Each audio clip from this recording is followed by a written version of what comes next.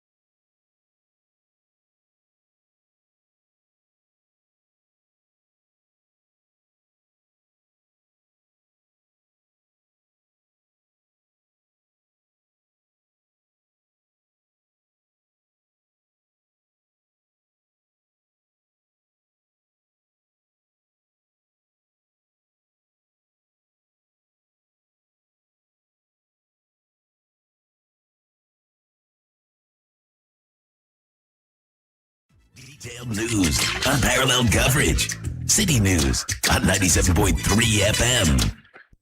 Eyewitness News. Be there as it happens. City News.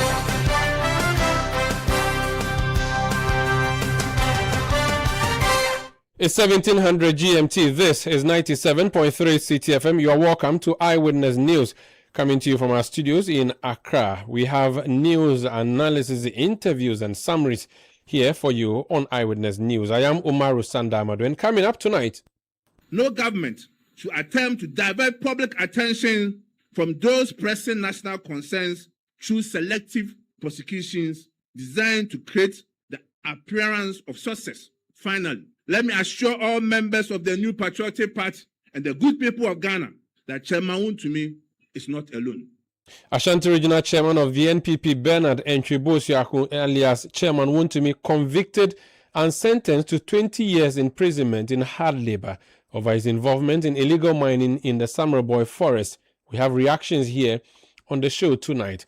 Also, coming up, we'll talk about the education sector. The Minister, Honorable Haruna Idrisu, says he would fix the free senior high school placement challenges within a year. We have more from him as he took his turn to address Ghanaians. Later, we have business news, and we would also be bringing the microphone to you so that we hear from you via talkback segment. Send messages on WhatsApp 0539 939 999 0539 986 996. Or go on X and mention my handle at Umaru Sanda or at Citi973. This Eyewitness News on 97.3 Citi FM. We start off with the news from the High Court in Accra, where Bernard Entry-Bosuakun, popularly known as Chairman Wontumi, Ashanti Regional Chairman of the NPP, who is hoping to be National Chairman of the party, has been convicted and sentenced to 20 years imprisonment in hard labor, alongside the company that he is a director of, to pay some monies to the state. The New Patriotic Party, the party belongs to, held a press conference addressed by General Secretary Justin Frimpong Kodia. Let's listen to what he's been saying over the past few minutes. Fail to notice that while the political opponents who have done no wrong are being aggressively persecuted. Questions remain unanswered regarding individuals associated with his party and government who have themselves been publicly linked to illegal mining activities. Indeed, the president himself has acknowledged that persons in his administration are involved in Galamsey. What concrete action has followed those admissions? Who are those members of the president's party that are engaged in Galamsey, of which the president knows of? What has become of the petition submitted to Economic and Organized Crime Office, IOCO, seeking an investigation into allegations concerning Mr. Joseph Yamin, the NDC national organizer, and Abanga Yakubu, vice chairman of the NDC? You're asking these questions. Mr. President, what has become of those investigations? What has happened to Honorable Mohamed Yakubu, NDC MP for Ahafo South, Ahafo South East, and his DC who was sacked from a chief's palace after they alleged that he was heavily involved in Galamsey in their traditional area? What happened to the NDC MP for Aworin, Honorable Oscar Ofori Labi, who was accused by the chiefs and the people of Aworin, as well as Ghana's coalition against Galamsey, for engaging in Galamsey? Why has the nation not witnessed the same level of urgency and determinations in those matters? So that's JFK, Justin Frimpong-Kodia, General Secretary of the New Patriotic Party, addressing the press earlier today following the sentencing of Chairman Wontumi to 20 years imprisonment. He was put before the court in October 2025 and facing 6 counts of a charge of engaging in an activity that is contrary to the law. Count 1, he was accused of assigning mineral rights without approval, contrary to the Minerals and Mining Act. Section count 2. Okay, so let me just read this particular of offense. It said, Bernard Nchibosiaku alias Wontumi, 49 years old, entrepreneur, that you in the year 2024 in Summerboy in the Western region and within the jurisdiction of the court, being the owner and controlling director of Akunta Mining Company Limited, did, without first obtaining the prior written approval of the minister, permit Henry Okum and Michael Jedru, to undertake a mining operation within the mining concession which was granted to the said Akunta Mining Company Limited only. So to summarize this, Chairman Wontumi's the accusation against him is that he was given a concession to mine in. He decided to transfer that to another individual to engage in mining activities without permits from the minister, which is what the law really provides. So that issue of assignment without prior permit from the minister has been talked about. Then there's another count 4, purposely facilitating an unlicensed mining operation contrary to Section 99 of the Minerals and Mining Act.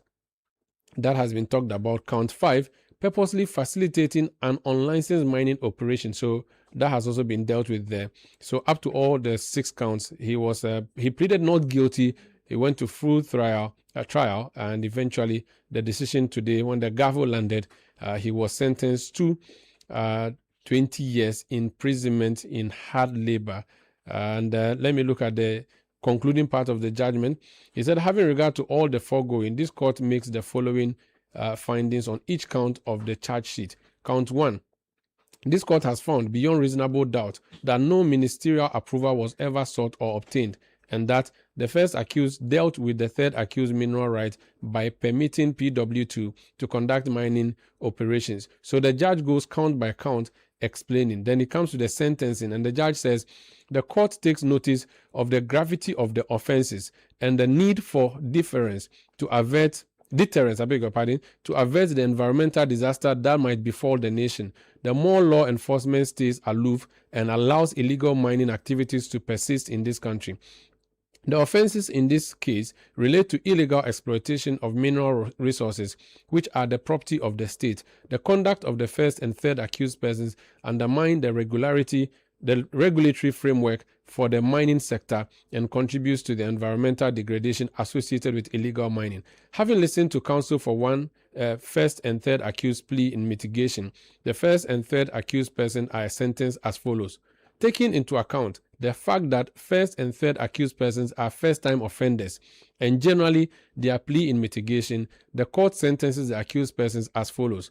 On count one, so the counts have been given their respective sentences plus the points that follow. Now, cumulatively, Chairman Wontumi is to serve 20 years in prison. And in addition, the judge in concluding says, in addition to the above, pursuant to Section 9 of the Minerals and Mining Act 2006, Act 703 as amended by the Minerals and Mining Act, all items retrieved from the third accused concession as aforesaid are forfeited to the state. In dealing with the forfeited item, the minister shall comply with Section 10 of the Act. And this is the judgment of Her Ladyship Audrey Kokuvi T, Justice of the High Court. So that is a decision that has been rendered today by the High Court. The NPP is not happy. They're saying, what happened to the other people who have been accused? Let's speak to a senior lawyer, barrister and lawyer, both in the UK and here in Ghana.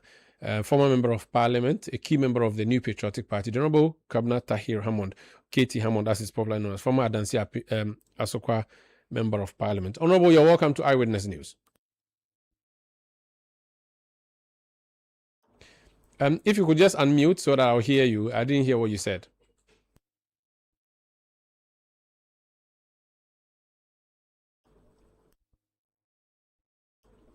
Honorable KT, I still have difficulties hearing you. If you could just try and unmute yourself. I seem to have difficulties hearing you.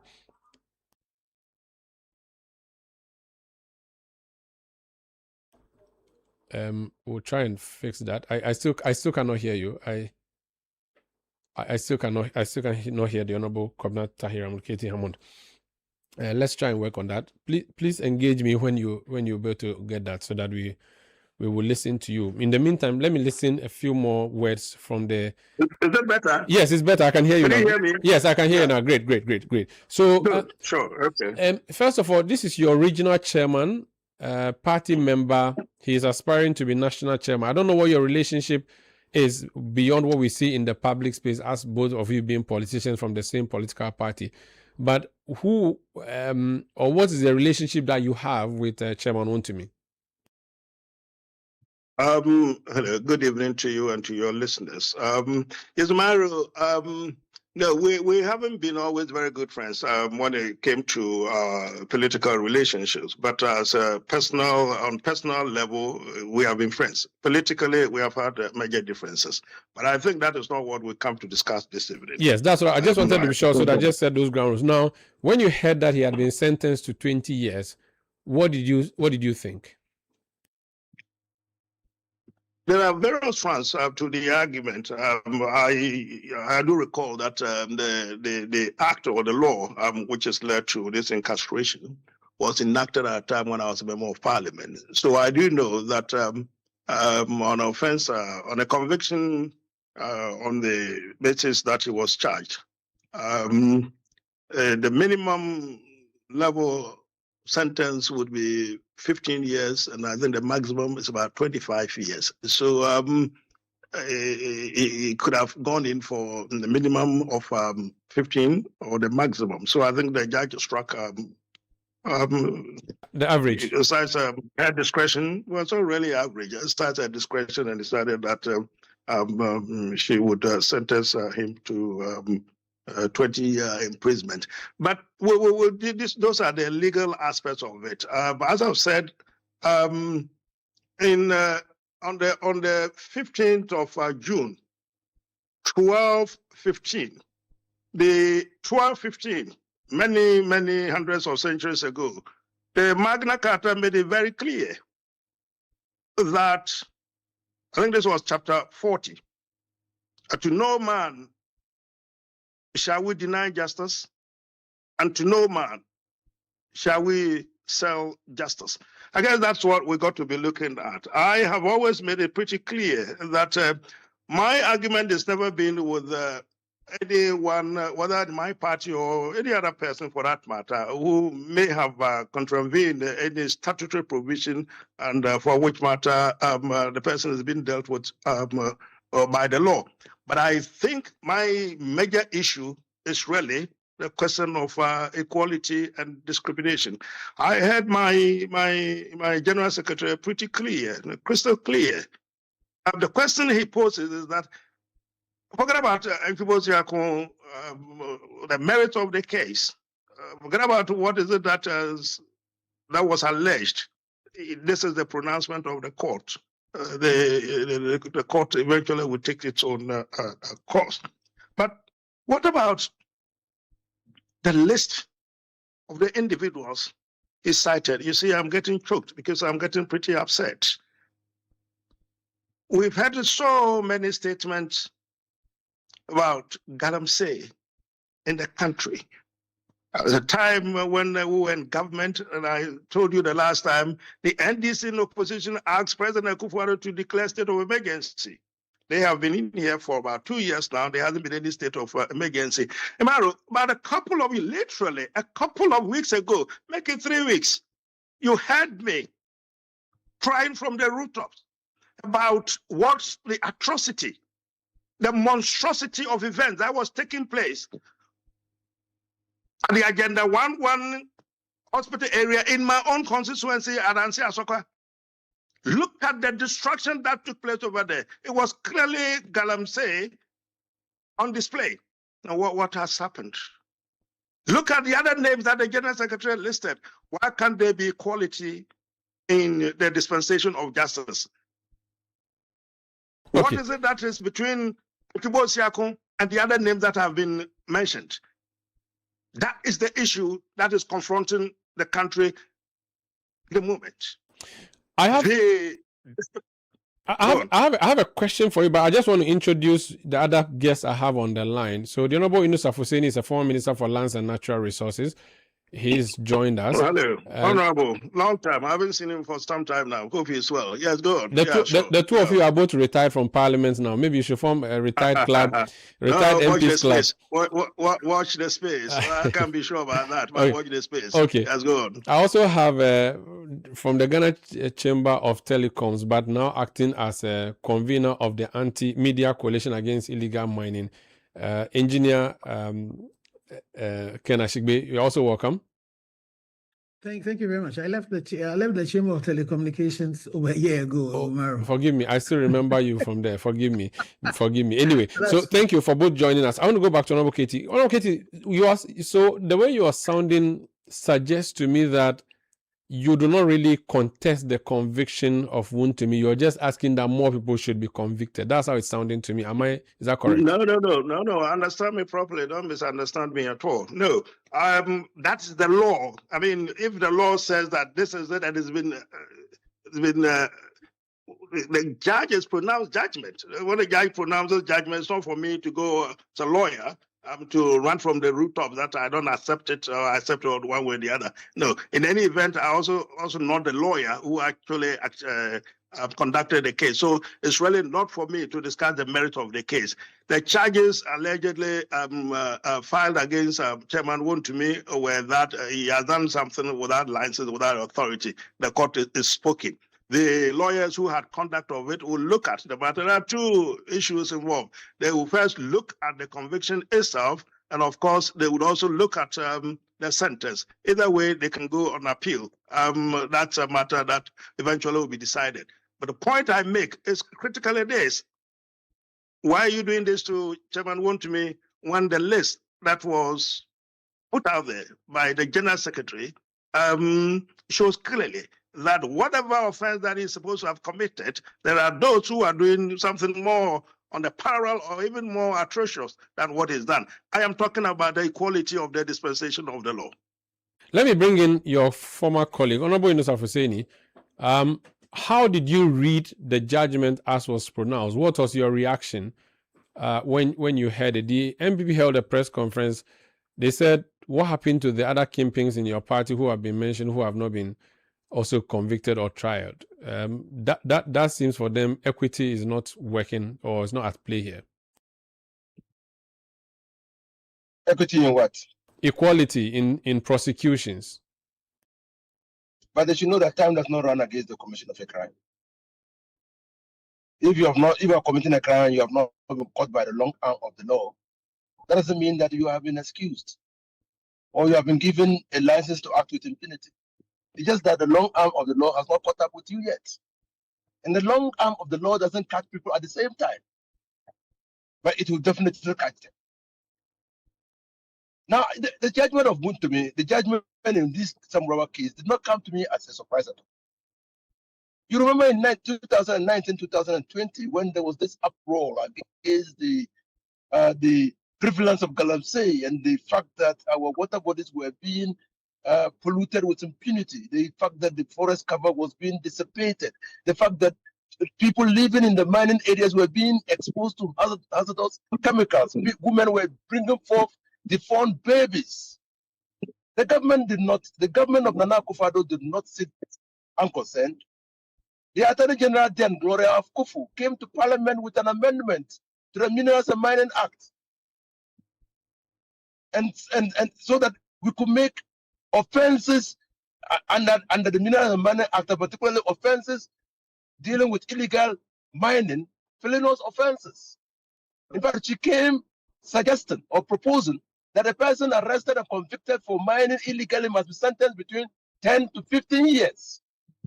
The majority then, led by the majority leader, Chairman Wontumi, revised what the proposal of the Gloria Kufu, and then raised it to 15, from 15 to 25 years.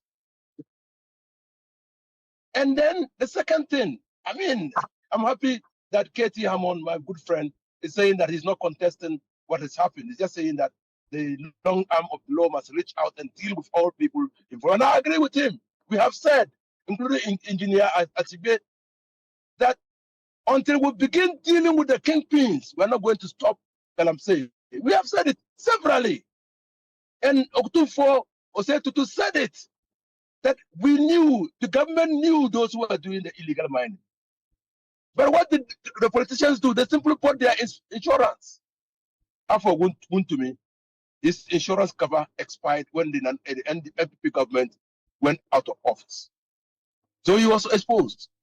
It's an insurance cover. People who are doing the galamsey have simply taken insurance, political insurance. And until government starts dealing with those people, I mean, the impunity will not stop. And so Wontumi came to the attention of the public when the minister then, Abu Jinapo, wrote a letter warning him to desist from mining in the Sam Rubber forest. Because by the minister's letter, on advice of the Minerals Commission, Wontumi did not have a license to enter the forest. But Nana Akufo-Addo failed, refused, or neglected to deal with it. He was the one who cleared Wontumi. But justice ran slowly, but it definitely will run to the end. Or justice grinds, the courts grind slowly, but they grind the finest. So, I mean, you don't just look at what has happened to Wontumi. That's a history. That's a history. The managing director of Wontumi himself turned a prosecution witness and led evidence against Wontumi. I say that anybody who is engaged in illegal mining activity must know that what has happened to Wontumi can happen to them, whether under their government or when their government is not in power, because time does not run against the commission of a crime. And it's a warning. The conviction of Wontumi is a warning to those kingpins who are doing illegal mining now. The law will catch up with them. Engineer Shigbe, let me hear from you too. You have been an advocate for the system to be sanitized. Punishments of this nature would be what you've been praying for? Well, thank you, Umaru. I am, this issue around Chairman Wontumi was an issue that for the media coalition we took seriously. We had a petition. and myself, Martin, and two of other colleagues as well had a separate petition again. I asked His Excellency, the former president then in Koforidua, what was he doing about Chairman Wontumi? He said to me at that meeting that Chairman Wontumi was not involved in Galamsey as we speak. And my question was not about as we spoke. It was about what he had done earlier, that as Honorable Minister Fuseni had said, his Minister for Lands and Natural Resources had said that Chairman Wontumi was involved in an illegality. The Minerals Commission chairperson then, Martin Isi, had confirmed it. And so for some of us, we have been petitioning and petitioning and petitioning. Even under this government, we had written petitions, to the IGP and all of that. I think at some point the AG had then said that he was not responsible for primary investigations, and so we needed to go to the IGP, and IGP referred us to the Director CID, and finally, again, as Honorable Minister Fuseni says, the wheel of justice, though grinding slowly, has gone fine. Finally, I have said that in my estimation, especially when we get campings, bear in mind, in 2024 October, the current president then, who was then the flag bearer for the NDC, had said that if we're going to deal with Galamsey, then we needed to deal with the campings. And so now this has happened. My only hope is that this is the beginning of it, and that we are going to see the equitable application, the hot stove principle, that it does not matter whose ass is God.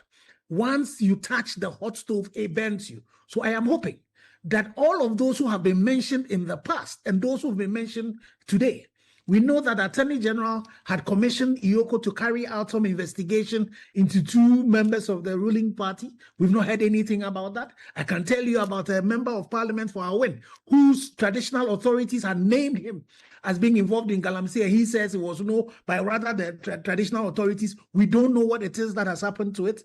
The interesting thing is that the law that Honorable Innocent Fuseni mentions, it's a law that says even facilitating Galamsey, it's a crime. So if you have the situation where, DCEs and MCs will go to the theater of a crime and go and be collecting permits, they are facilitating the people who are working in that theater of that crime.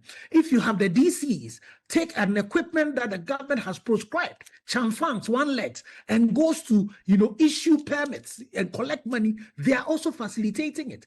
If you go currently, you drive around in Bonsu, in the Yinem bypass to Osino, in the full glare of the public, you would see Galamsey taking place.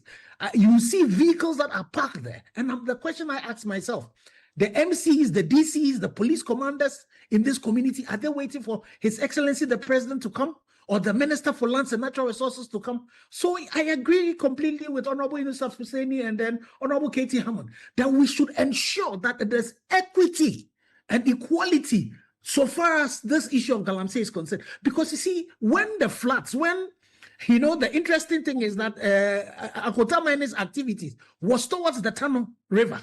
You see what the Tano has done to us in Samraboy. You think that when the floods were happening in Samraboy, he went knocking doors to say, are you NDC or are you MPP before the floods came?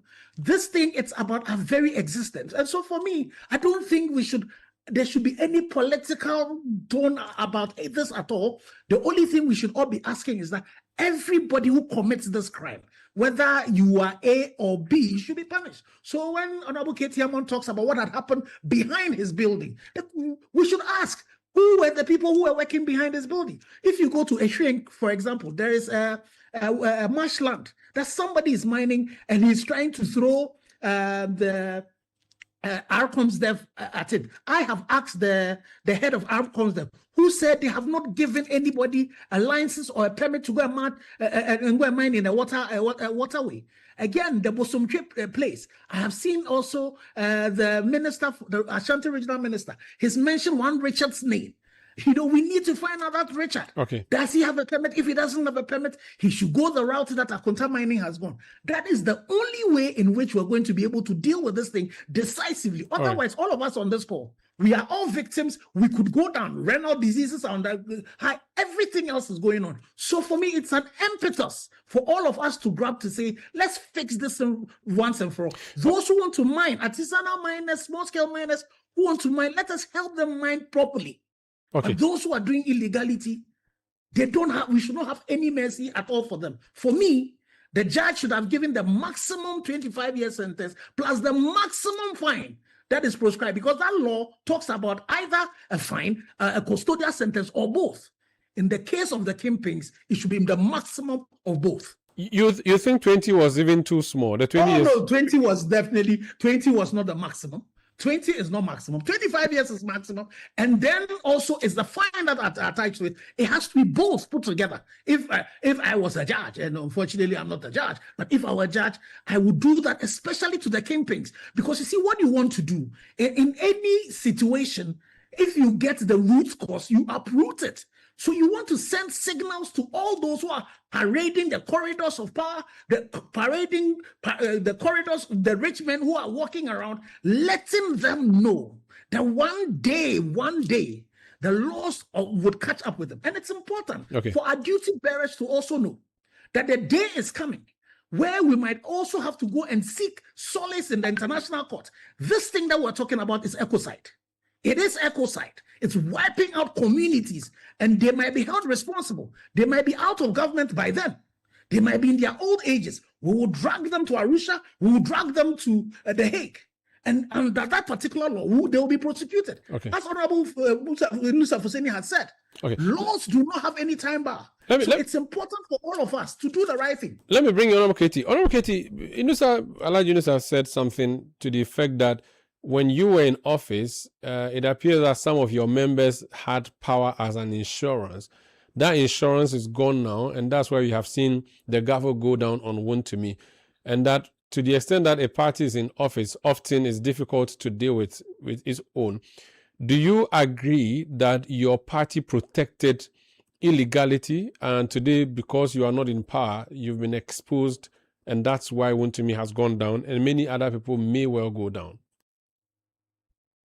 No, I don't. I don't know about what he's talking about. He may have some obvious facts that I am not privy to. Of course, I like the expression of the insurance policy, because you have a vehicle and you buy a policy for that. So that expression, it's a hackneyed one. But no, I don't know about any persons who must have been implicated and were not dealt with. But we just made the point. The General Secretary has made it. And listen to the passion with which my colleague who just spoke delivered his submission, so to speak. Yes. Mr. Ashigbe, I mean, listen to how he spoke. And of course, my older Alhaji Nusa. Every Ghanaian is very passionate about this matter. This is not a matter that simply has colors, has MPP colors or NDC colors. It has Ghanaian colors. You can just not imagine the situation where the landscape travel from the north to the south, maybe not so much about the north. I don't know how much is going on in the north, but the south, the east, the west, and see how the topography of the country has been destroyed. I mean, why are we looking on unconcerned? And you set up Mr. Chibosiako as an example. I have decided clearly to stay away from the legal aspect of it, because, as I've said, and I'm tempted to repeat it, the legal content of it, I haven't vetted my mind to it, and I wasn't a lawyer involved with it, and so it is not for me to say that the judgment is wrong or the conviction is wrong or one way or the other. That is not for me. That will be done by the lawyers and quite clearly at the Court of Appeal. Then let me invite you to do. Then let me invite you to do the political side of it, and that this is a testament that the New Patriotic Party was neck deep in Galamsey, because if your original chairman, who was a member of your leadership and who is willing to be your chairman, has been fingered and convicted by a competent court, then it means that you were all complicit as a government. I can't accept that. I can't accept that. One person on some evidence which has been accepted by the court has been found guilty and incarcerated. That is personal to the particular person. But he's not an ordinary person, is he? With him. But that is not a question that you can brush, paint our party to the extent that you make that statement, that the whole of the party was kind of involved, our administration was involved in that. No, I mean, Mr. Njibosiakun has been accused of a particular offense. He has been convicted. The law, the avenues, the appellate courts are waiting. A court of appeal to the Supreme Court. I think his lawyers will take it up. The fullness of time would be clear. The whole country will be clear whether he is guilty or not guilty of it, or whether the sentence is too much, or the sentence. Yes, but for now, until the judgment is overturned. For now, until the judgment is overturned, it is the law that he has breached. I have no dispute about that. And I'm saying that, if he was an ordinary member of your party, we will not connect it. But he is a key member of your party, and that's why the word kingpin has even come up. So you could call him one of the kings of the MPP that has engaged in this. The person has been convicted. The party MPP has not been convicted. But the party endorsed it. We've made an ad nauseam. We're making the point that there are other people. I started by talking about the what do you call it, the Magna Carta. I'm talking about people who have been denied their rights and people who have been shielded. I mean, that's a classic example. You put a question to me, but let's go back to the NDC itself. Look at the names which have been mentioned. What is that insurance? I take it from what Alhaji Nusa said, that their insurance policy has just been, their insurance policies have just been renewed because they have the protective shield of the current administration. They have become untouchable. But I like everything. I want to borrow from his books. I mean, everything that Alhaji has said so far. Crime has no expiry date. It has no sell-by date. But the alacrity, the military alacrity with which Wontumi has been dealt with, one would have thought that the names which have been mentioned, they have been mentioned for about 1.5 years now. What are we waiting for? We're waiting for what? The insurance policy to expire? By what? At the time this government is out of the scene, or what? Let them show democracy. Let them show adherence to the rule of law.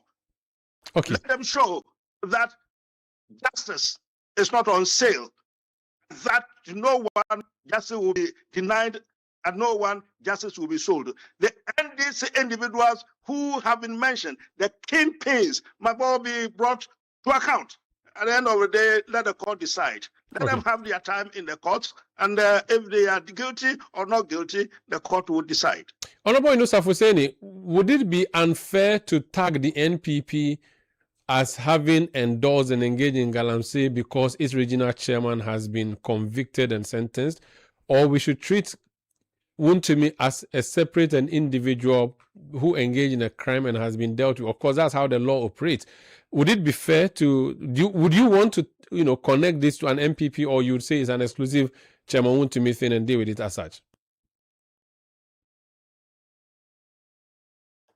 I think you are muted.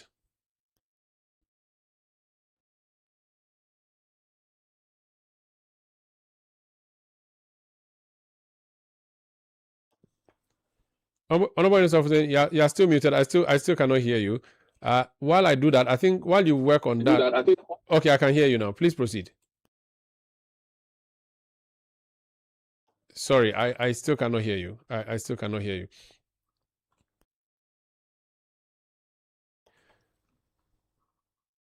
Okay, let me go to Honorable Kenashigbe. Honorable Kenashigbe, I cannot hear Alhaji Nusa Fuseni. So I think I can bring you in. Engineer Ashigbe, do you think we should see this as a political party thing? Alhaji Nusa, please try and fix your sound. Kenashigbe, do you think that we should see this as an MPP thing, that it is MPP that did not do well and a member of that party has been jailed, or we should see this as an individual? How should we deal with the fight against Galamsey? The thing about Galamsey is that the political class, they are the elephant in the room. You've heard the current president talk about the fact that members of his own party are involved in Galamsey. You heard the Speaker of Parliament in the last Parliament talk to the members of parliament and make reference to people who were within that government that were involved in it. So for me, I would not want to make a partisan, politically exposed person. And you also have some of these criminal gangs just running under the cloak of partisan politics to be able to perpetuate their politics. So for me, I want us to separate it as a crime and deal with it. It doesn't matter who is involved in it. The challenge we have is that, as far back as, when I was in Graphic and I wrote that article in 2017 that said that Galamsey was a result of leadership failure. It is true. Galamsey is a result of leadership failure. It's not only just partisan politics, or it's not just the political leadership. There is Galamsey affecting our traditional leaders. I was in New Ebrim sometime this month. There was a chief at one of the gathering that were in the open gathering that were distributing sanitary materials to menstrual sanitary materials to young girls. He was very clear to the fact that, 80% of chiefs are involved in Galamsey. So you have it in all strata of leadership. Don't forget that there was a time that a journalist was mentioned as the person who was keeping the money for those who were involved in Galamsey. So Galamsey has eaten into the fabric of the leadership of this country. And when immediately we run into this partisanship and try to make it an NDC or an MPP thing, we allow the criminal elements to benefit from it. So far as I'm concerned, Bernard Ntwibu has committed a crime and he's been found guilty for it. I'm hoping that his other director as well would also be caught, and everybody that is in the chain.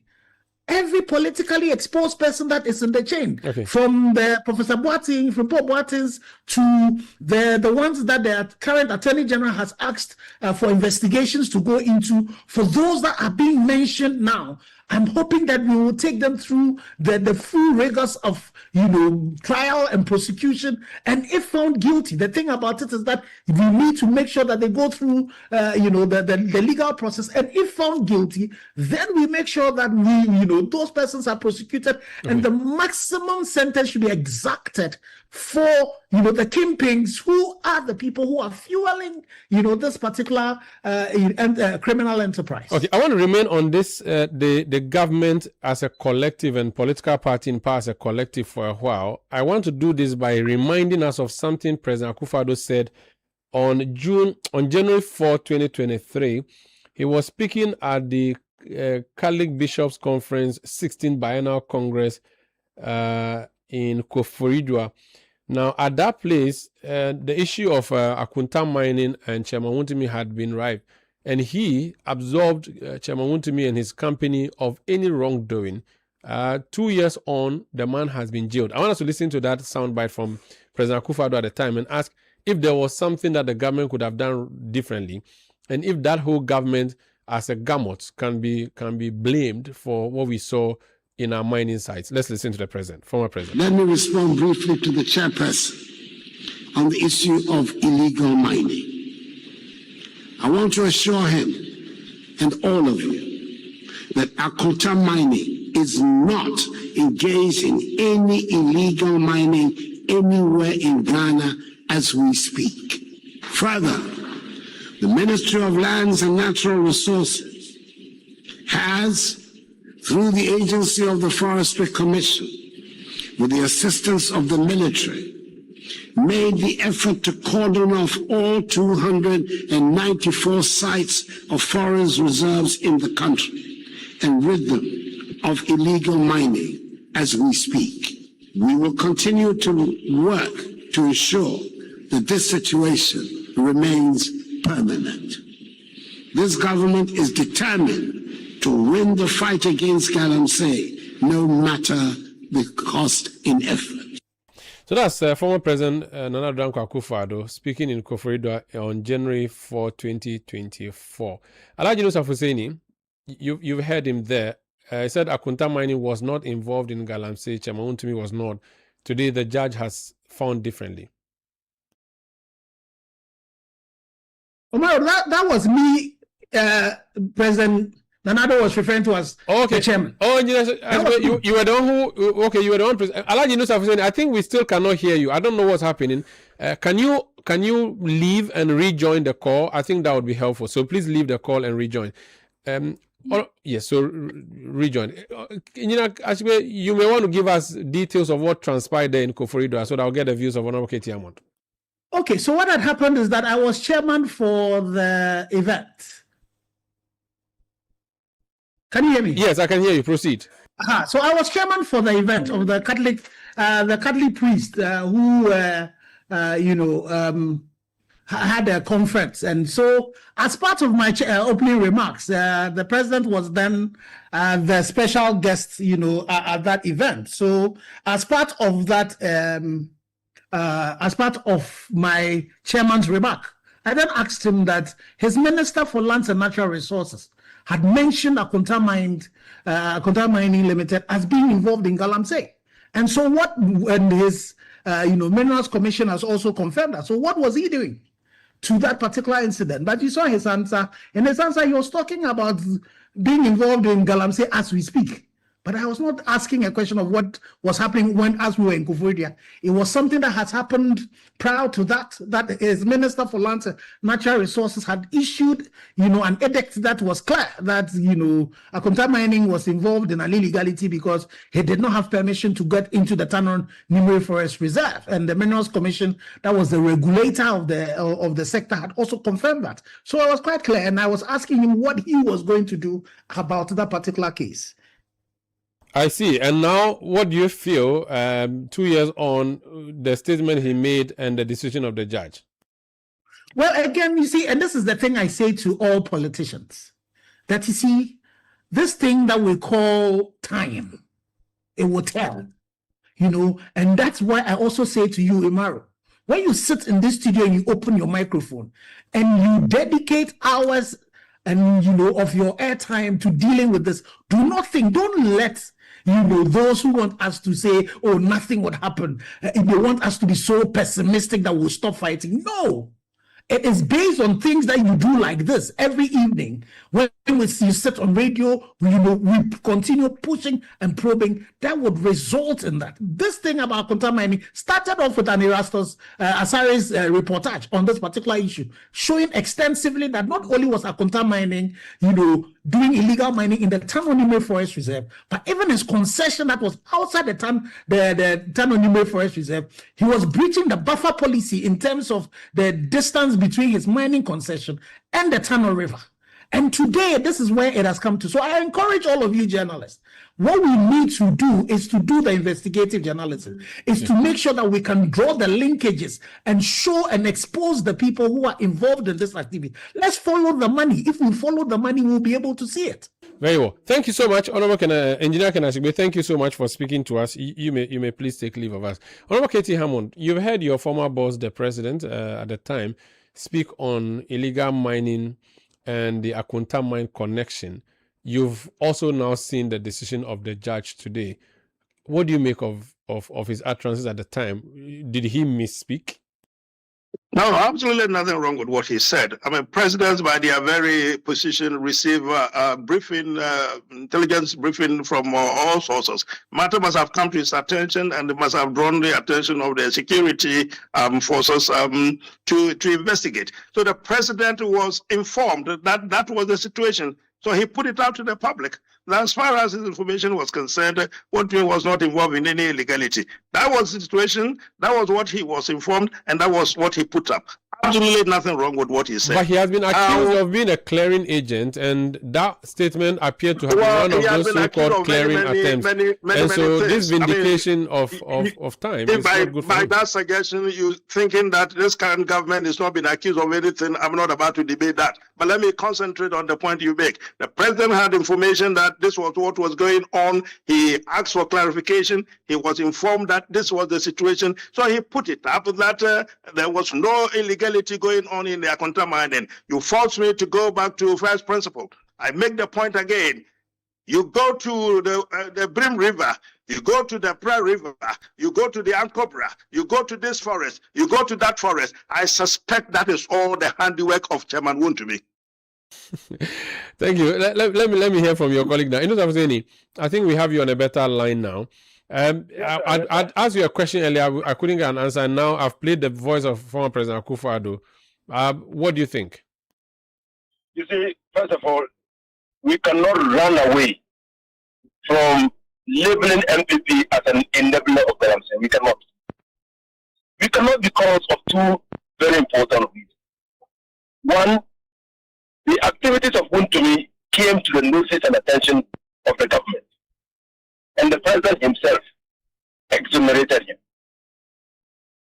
Now, and he did that in a way that closed the matter. Even though the answer was very unsatisfactory, but it closed the matter. The second reason, it is the government, the NPP government, that requested Professor Frimpong Boateng to give a report, to produce a report of his activities as chairman of the Interministerial Committee Against Illegal Mining, to guide the fight going forward. And when Frimpong Boateng produced the report, they put the report under a stack of books or documents until Frimpong Boateng himself leaked the report.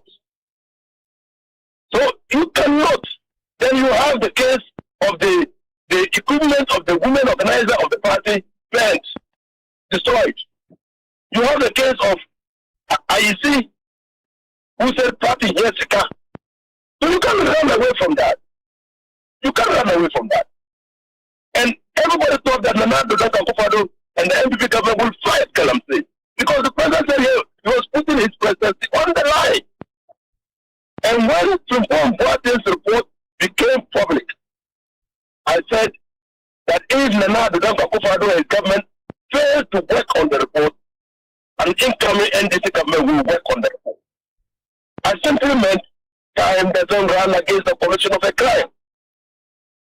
You need to see what Galamsey is doing to this country.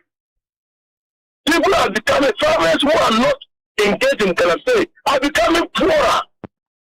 Hitherto, they used to go to farm, fetch water from the stream or the pra to drink and to cook. Now they can't do that. Fishermen are becoming poorer because our river bodies can no longer support life. So fishermen have been thrown out of business because of illegal mining activity. Our cocoa beans have been threatened before by the European Union because of sanitary and sanitary conditions. I have no sympathy for Wontumi. What did he do? He displayed the gold that he won from small-scale mining of his illegal activities on TV. And nothing happened. Not absolutely in this country. Absolutely nothing happened. I say we should say that the MPP government was not an enabler of this Galamsey.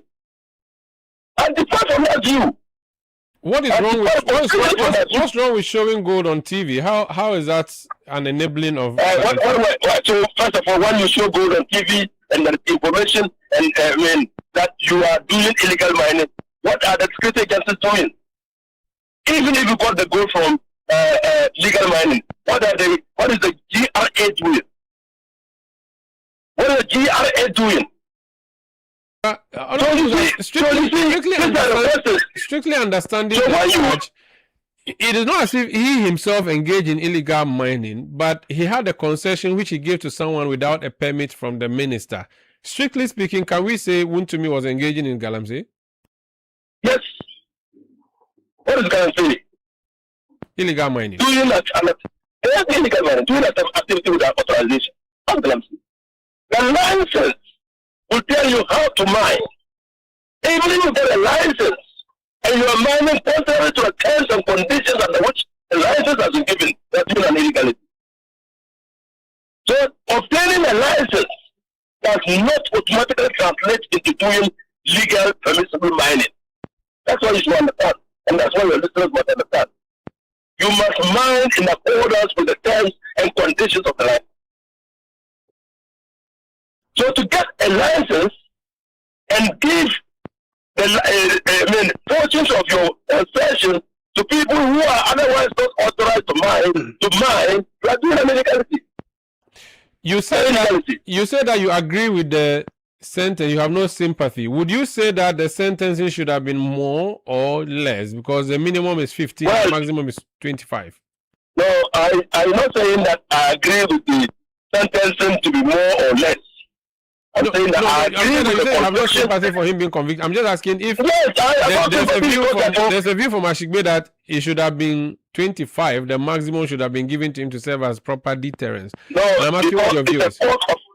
It's a court of law, and as a student of law, the court takes all the evidence, weighs all the mitigating factors, and then decide that on the balance of hardship and punishment, this is what should be imposed. Very well. So that is a decision of the court. So I can't challenge that. And I think that the court executed or discharged its responsibility well. What I'm just saying is that anybody who has contributed to the dissipation or the destruction of our environment must pay for it. And then Kanashime is right. Dr. Kanashime is right. Globally, environmental crimes have taken on the character of crimes against humanity. And ecocide is a crime against humanity. Thank you so much for speaking to us. That's Alhaji Nusa Hussaini, former Minister for Lands. Let me conclude with Honorable Katie Hammond. If President Mahama were to be listening to you tonight as head of this government, what would you say to him in relation to what happened in the court today? Mr. President, let equality reign under the relevant principles of law and under the relevant articles of the Constitution. A rule of law operates in our country. Let there be equality. Accordingly, ensure that the legal process, as has started and concluded fairly or unfairly against Chairman Wontumi, would equally start and conclude with all those in his government who he has personally identified, maybe not by name, but we have been able to come out to say that there are people in his own party who are as guilty as hell. You should be able to identify them. And the law should apply or be applied equally and across all the political spectrums. Thank you so much for speaking to us, and wish you all the best. Thank you. That's Honorable Katie Hammond, is former MP and is a lawyer speaking to us. If you're just tuning in, the big news today is that Bernard Enchibosi, he's the Ashanti Regional Chairman of the NPP. His nickname is Chairman Wontumi. He has been convicted today by the High Court and sentenced to 20 years imprisonment in hard labor for engaging in activities relating to unlawful or illegal mining in Samraboy. We took our cameras and recorders to Samraboy today to ask the residents what they make of the judgment handed down in Accra. Listen to them. Illegal mining activities such as Wontumi akonta mining the course for Samraboy and the Nyankopon adom aban mpanyin for judge said the ruling about betu just say Wontumi edi for was sansen mo ye no ho na ama okwakodam 20 years no e ni jesem edema free say sada dwuma ye nyina e na a month ago etumi kan ho ma insuri kese be fa Samraboy community a me a notice ase me no ma nyina say ma me dan agu ensa ase da hanu nyina Wontumi adi akoma insu asan yi afa ye de a mesra aban ne say 20 years no de ama ne ye fan na ofan ne ye na mom ye hia compensation because e Wontumi and I'm a 1 in so either fire 2 you cocoa and you lead cocoa or some boy had no Ghana you can't be cocoa bana say a farmland that cocoa so you want to me between no bra compensation be armor nipa makufo a kwan of fasuma in so you for some boy kuina na ni na ho de free send power wo mo nti cause you hear man who say adwuma no mo ye na nya ne mra kwan so Then so and na mama move na the penny so wa ba mi ti o se Chairman Wontumi say o ye de o ye. O say e dey 20 years I say after me change to aso. O ye na nko yi ma ye. Niema bi te say ensase ne de anka de ye kan say aban on say reclaim land no o ma fidie mepia enwusu go asase ne so asase Wontumi abese ne ye de ye bibia akiri mpo ebe ye asase kakaka oba samna boy ha buhu to extend say ura forest no mpo de say on me ye tree planting wo nti enya idwuma ketwa no abeye ne ha ne niema abese ndozo. So we heard some residents of Samreboy in the Western region speaking to our correspondent, in fact, our bureau chief for the Western region, Akwesieje Enim. I recall that a few weeks ago when the rains came down, the residents of Samreboy were inundated because their homes were submerged, and they are reacting to the sentencing or the conviction and sentencing of Chairman Wontumi.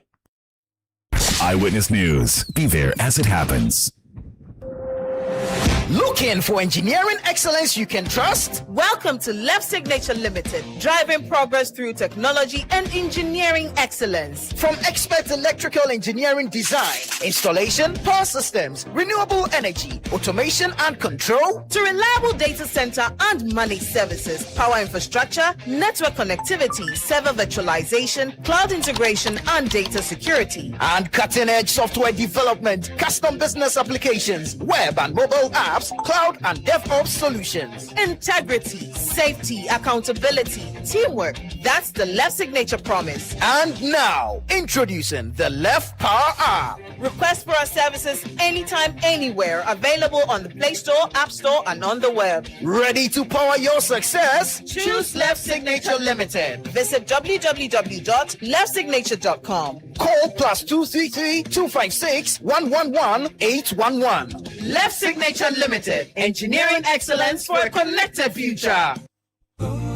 Enterprise Blue FM. Enterprise Blue FM, the bus. It's DJ E on Enterprise Blue FM. Guys, after the heavy rains this week, we are looking for the calmest person in Ghana. Who's the most chill person you know right now? Let's go.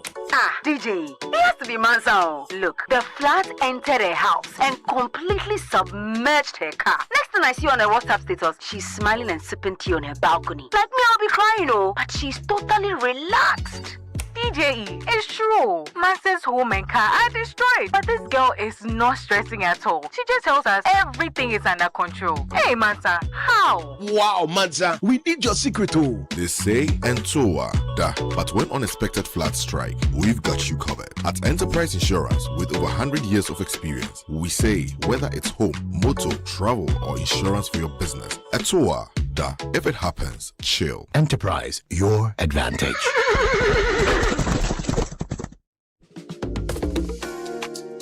Eno, you know what our father left us when he died? Debts? He left us land, Eno. But Nanayo said the land is his. The court said, come back in 2031. Hey, that's not an inheritance. That's a curse, brother. Real Ejapade doesn't come with disputes. At Deftraco Woodlands, a 592-acre master plan gated city in Dawenya, your inheritance is waiting. Don't leave your children a court case. Leave them Deftraco Woodlands, the Ejapade they'll be proud of. Visit woodlands.devtracogroup.com. Call or WhatsApp us today on 0208-732-302.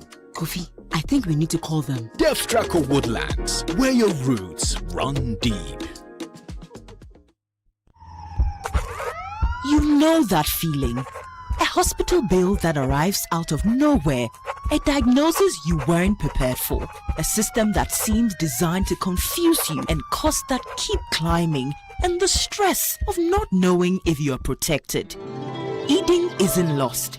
Eden Care was created to give it back to you. Eden Care is health insurance made for everyday family life. With Eden Care, getting healthcare is easy and you are backed by a trusted insurance partner with years of experience. No confusing terms, just complete protection for your entire family. Step back into peace. Step into experience you can rely on. Reach out right now at 059-692-1844 and choose Eden Care today. Eden Care is brought to you by Acacia Health Insurance, a member of the Enterprise Group. The Blank Scenes is on your screens now, and trust us, you don't want to miss a single moment. Tune in every Thursday at 7:30 p.m. for all the family drama, unexpected twist, laughter, and everything in between. Missed an episode? Don't worry, we've got you covered. Catch the repeats Fridays at 11:30 a.m., Saturdays at 7 p.m., Sundays at 4:30 p.m., Tuesdays at 3 p.m., Wednesdays at 5:30 p.m. Stay logged on Channel 1 TV and never miss a moment of The Blank Scenes. The Blank Scenes is a Channel 1 TV production and is proudly sponsored by Out Insecticide, Nasco Electronics, Lizzie Sheto, Everpack, and Lily Rice.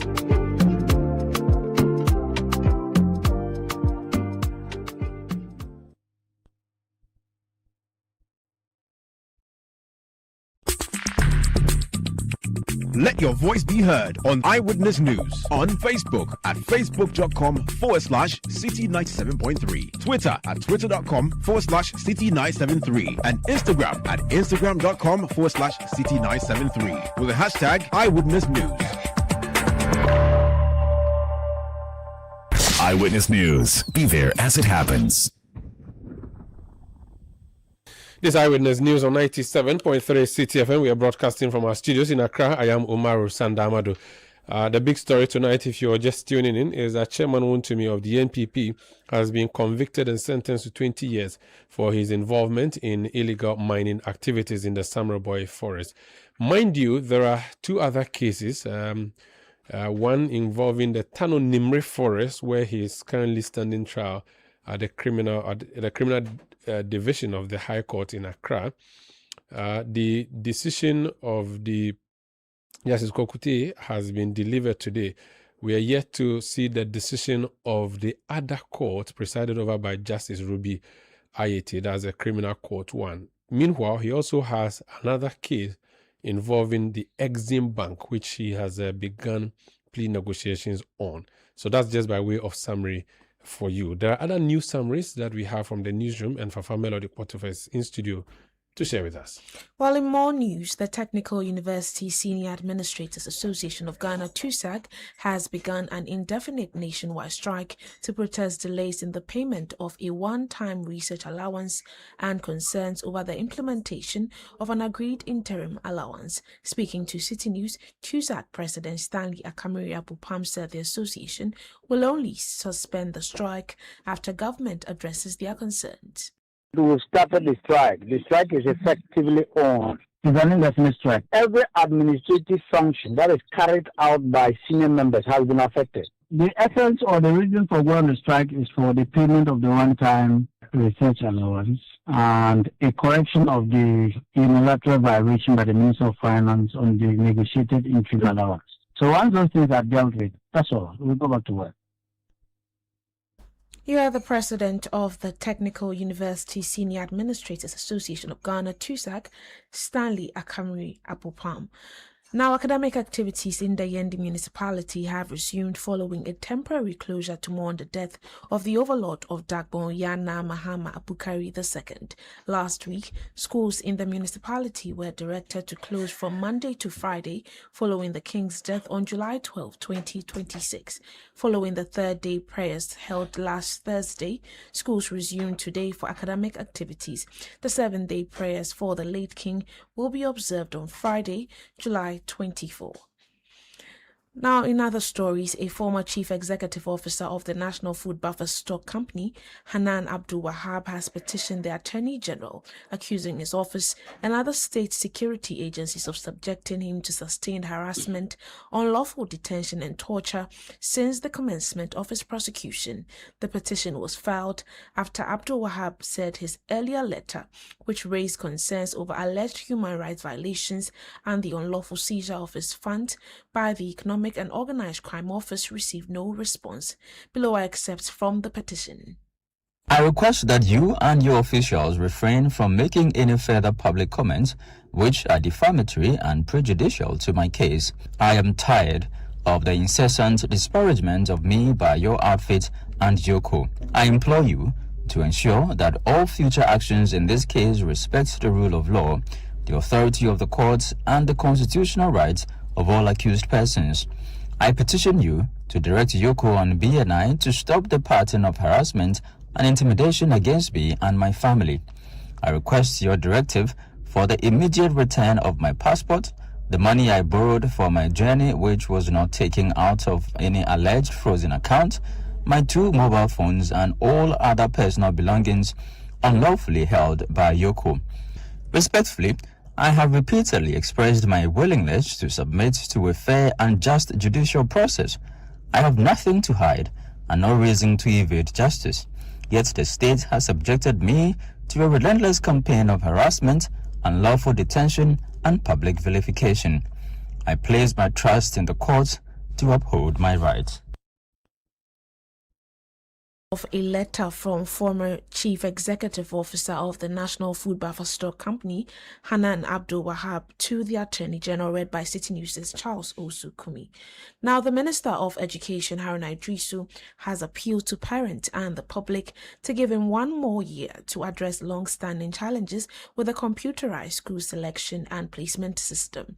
Speaking at the Government Accountability Series today, the Minister acknowledged persistent concerns over SHA's placement, admitting that inadequate infrastructure and growing demand have made it difficult to eliminate the challenges. He assured that government is implementing reforms to make placement processes more transparent. I'm reliably informed by the Director General of GES that on or before 31st of July, the BEC results may be released.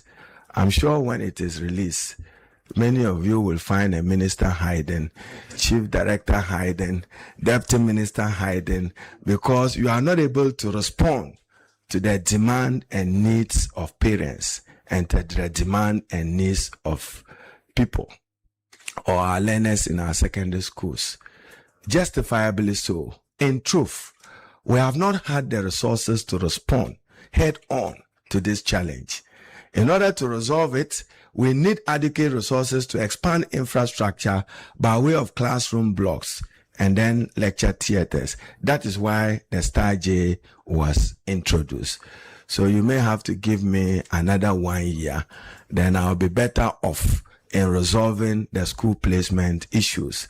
I understand that some sensitization work is ongoing between the Free Senior High School and the CSSPS Secretariat to get parents aligned.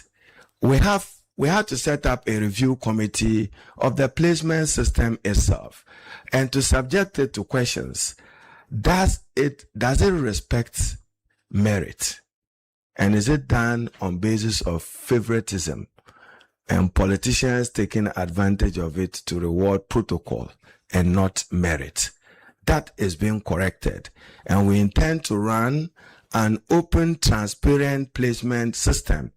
Accordingly, that is why we have revised the CSPS Technical Committee, and we have requested that into this year, BEC students would only make a determination of the choice of school after the results are declared. You are the Minister for Education, Haruna Idrisu. And that was Fafa Melody Kpotufe of the City Newsroom, bringing us news summaries here on Eyewitness News. Eyewitness News is live across Ghana on a host of affiliate stations. We are on YouTube, we are on Facebook. Just look for Citi FM and listen to us. If you want to send messages in reaction to the stories, 0539 986 996, 0539 986 996. Let's return to our first story. The jailing of Chairman Wontumi, sentenced to 20 years imprisonment in hard labor. Let's go to the region where he was chairman, or he still is chairman, I should presume, Ashanti region, and speak to our Middle Belt Bureau Chief, Hafiz Tijani, who is joining us now with reactions from the region on the incarceration of Chairman Wontumi. Hafiz, take it over and tell us what has been happening since the decision was announced earlier today. Also, it was an energized mood this morning at the venue for the vetting of aspirants seeking to occupy key positions as far as the regional position for the New Patriotic Party is concerned. So, aspirants, their supporters, and other delegates and MPP members and supporters were coming around just to catch a glimpse of the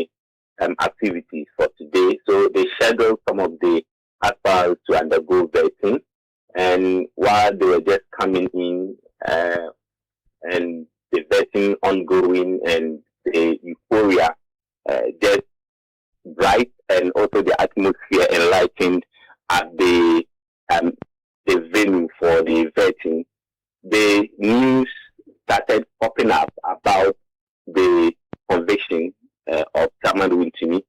And when some of them started receiving alerts on their various party-affiliated WhatsApp platforms, they also began to share among themselves the news that was coming in. So later, the whole mood changed from the vetting, the euphoria, to this discussion that took center stage about the sentencing of Chairman Wontumi. And you could read from the faces of the people who were there, especially those who are so close with Chairman Wontumi, like the immediate past chairman for the Busumchi constituency. This is the constituency Chairman Wontumi comes from. And he was there also to go through his vetting. Fortunately for him, he had done the vetting already before receiving the news, but his mood changed after the vetting, so he had to leave so early than usual, and he was so sad. He said he was so devastated about the news he heard, and that he was not expecting this. Days ago, he was with Chairman Wontumi. They had some conversation, but he didn't even know Chairman Wontumi was going to be sentenced today, and he said Chairman Wontumi himself was not expecting something like this. And he is also in touch with family members of Chairman Wontumi. He says that when they called him after also hearing the news, the father, the mother, the father of Chairman Wontumi, the wife, and the other siblings could not hold back their tears. They were all crying when they heard the news. So he had to leave the vetting area to the family house of Chairman Wontumi just to console and sympathize with them, and also give them some assurances, and that he was in touch with lawyers of Chairman Wontumi to try and maybe calm the family down in this trying moment. And also, apart from him, other party members who were there also shared their frustration. They were not so happy about the news that was coming. It brought down the mood the people had. People were not so happy. People were also thinking that it was going to affect the vetting process, but the vetting process continued.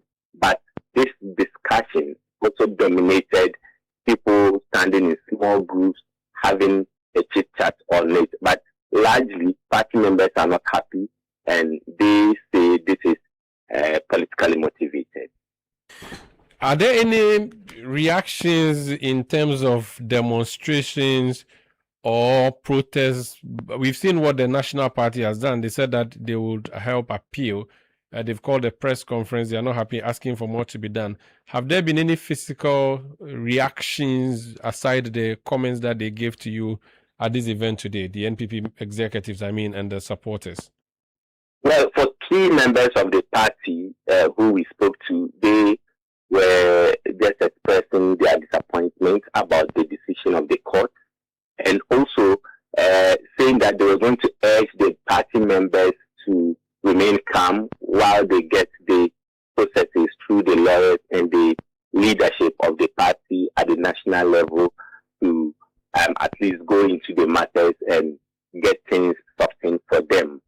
But in terms of physical demonstration or people agitating about or maybe against the decision of the court, you didn't see that. They were all down. People, tears were welled up in their tears. You could see from their faces they were not so happy about the news that came in. But they were just trusting that the process will continue and the legal processes will continue, as Chairman Wontumi lawyers will handle the matter, and the party also will handle the matter at the national level. Hafiz, remind us again of how big Chairman Wontumi is in the Ashanti region. Chairman Wontumi commands a lot of influence and respect among party members. He is one who is seen to be a major financier of the party, and one who is seen to be a mobilizer in terms of getting the grassroots, getting the people from the hinterland to join rallies of the New Patriotic Party. He's someone who is able to carry people along. He's someone who is able to do all the machinations as far as the political rallies, the political campaigning, the political organizations are all concerned. So he's seen as someone who commands a lot of respect, and he's able to carry people along, able to mobilize the grassroots, and that brought up the name, the governor of the Ashanti region. He says that through him, he has been able to up the gains of the party in terms of getting solid increments in terms of votes in major constituencies of the Ashanti region, and also trying to make a lot of inroads in some of the constituencies that are traditionally for the National Democratic Congress. So Chairman Wontumi commands a lot of respect, and is someone politically, his influence is so high. Interesting.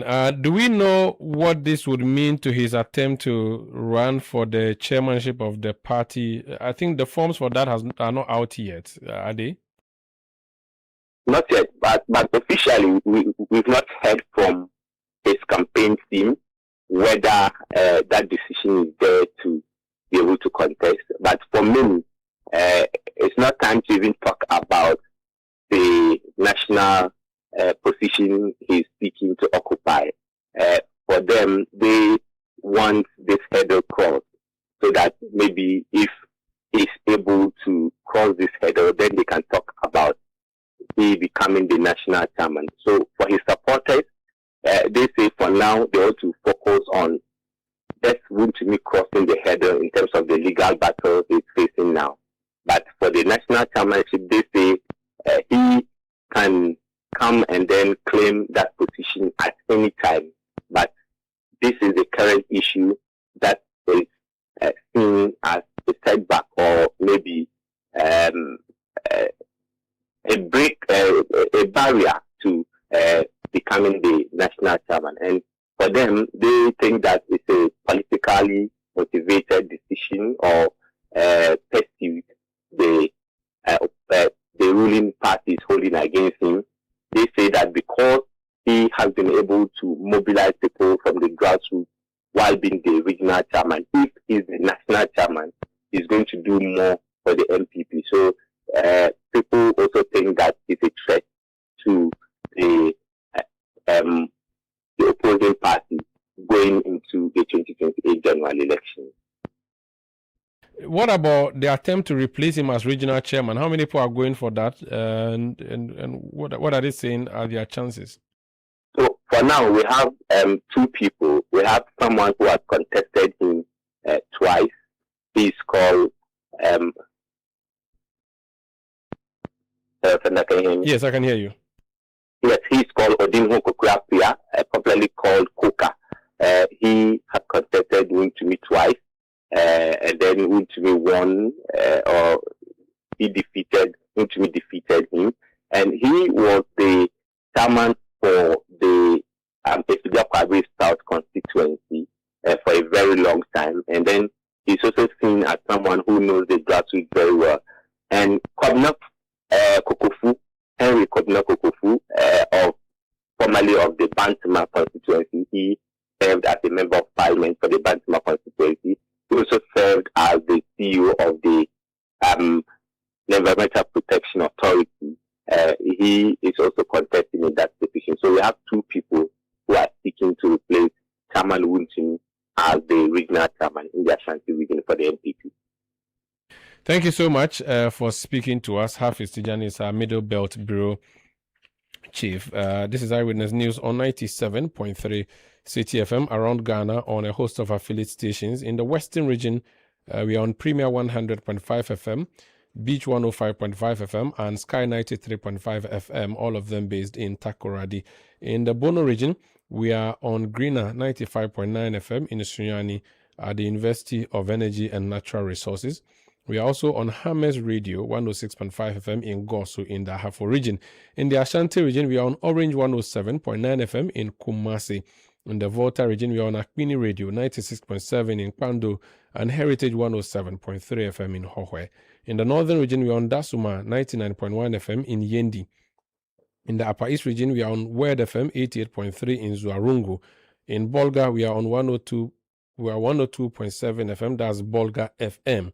We are on Gumzang Radio 90.1 in Tongo. In the Upper West region, we are on Westlink 88.1 FM in Laura. And we are in the Northeast region on Eagle 94.1 FM in Wale, as well as Radio Jimbali 107.3 FM in Jimbali. Eyewitness News. Be there as it happens. Everybody they sell, but your shop they empty. Where's my report? Bro, month no end yet too. But see, your pocket stop they take. Another emergency for the house? Come get ideas. Ideas go kill them. Another idea, another mark time. No capital to start. For some people, this silence no be peaceful. It be money matter. With bills, there's no need for silence. From my emergency loans to salary loans to working capital loans and startup loans, Bills has you covered. Apply with your Ghana card today. Call 0596 920 833 or 0302 200 390. Bills, financing your needs. T's and C's apply. These days, some mattresses are being made from all kinds of unsafe materials that are not fit for sleeping surfaces. These materials may be cheap, but they can be harmful to your health. If you haven't slept well, you cannot work and think well, and you are ultimately putting your health at risk, which can cause you a lifetime discomfort and chronic pain.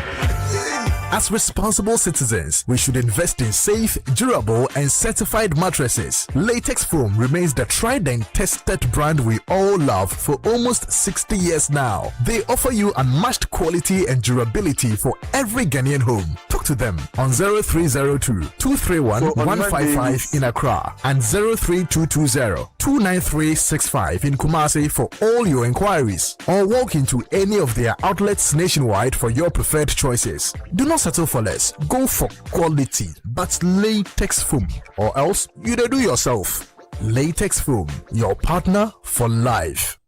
Ufie betimi adani baby a upebia. Betimi adani stadium. Hey, what a strike! Enough akwa yebu TV. Any computer game wo. Aha! Jeko. Atoda, ebetimi adani classroom. Madam, me pacho menti ase. Yo, yen samfa subio. Ni ewo he na wonti ase no. Nini na. Ebetimi adani office. Aha, orders no ahina ye ready.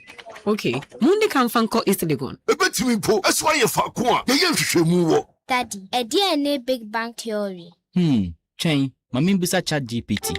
Ubetimi amawufie adani baby a opese eyibia efise emfa ho ni ne opese oye wo fie MTN fiber betimi aboa amwoye nya 500 Mbps unlimited internet ani bo no form a free 299 Ghana cedis echo for MTN fiber bra fie ana wadwuma mu ene come my MTN app no so ana sebo *5057# but check fiber availability no so ana say number e wo gen no na receive fiber broadband oh baby, what's in one? Not to be a naya. MTN. Let your voice be heard on Eyewitness News on Facebook at facebook.com/City97.3, Twitter at twitter.com/City973, and Instagram at instagram.com/City973 with the hashtag Eyewitness News.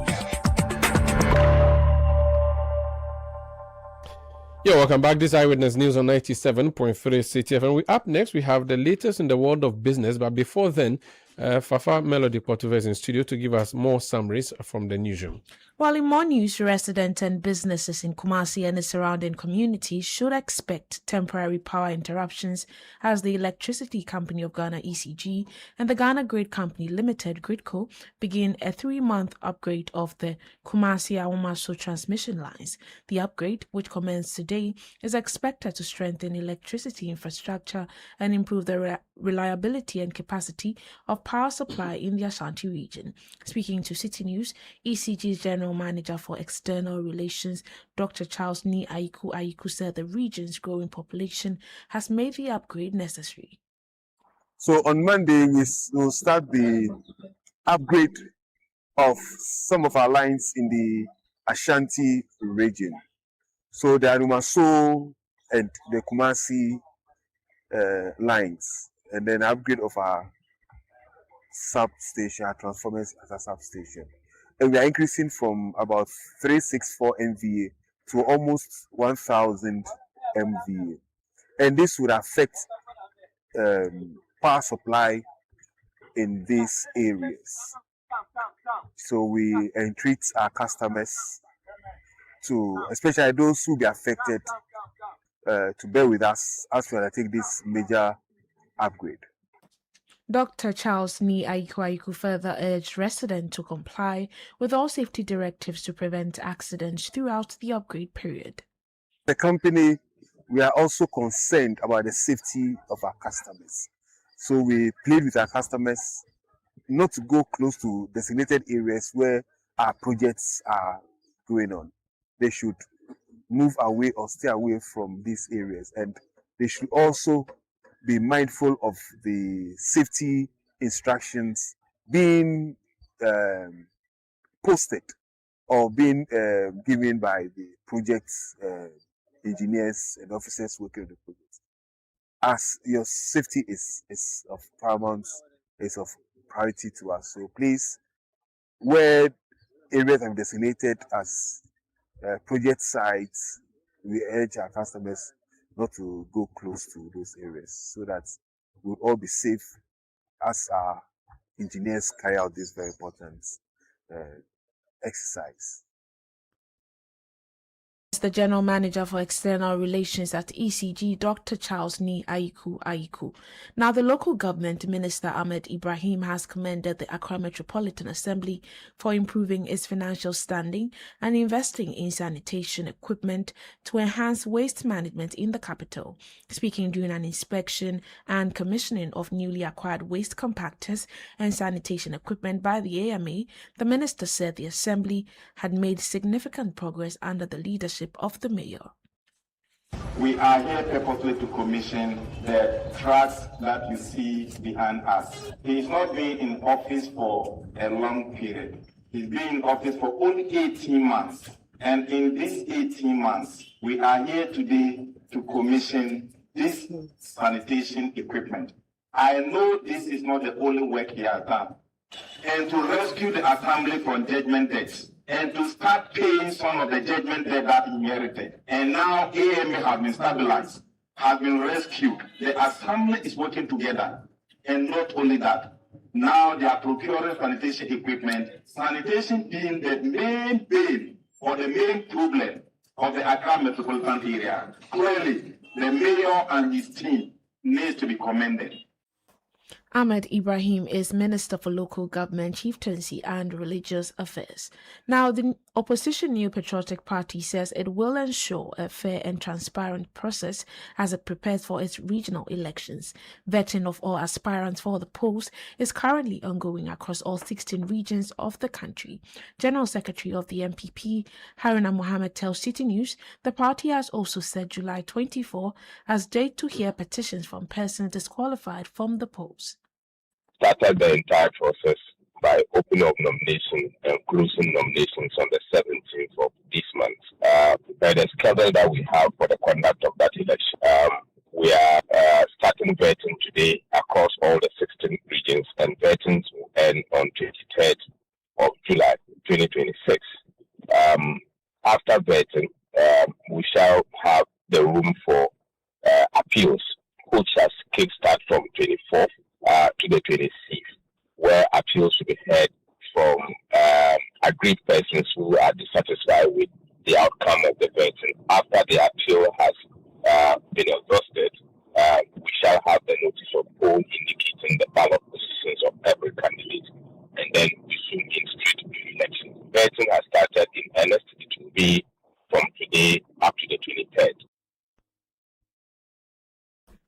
Haruna Mohammed is the Deputy General Secretary of the New Patriotic Party.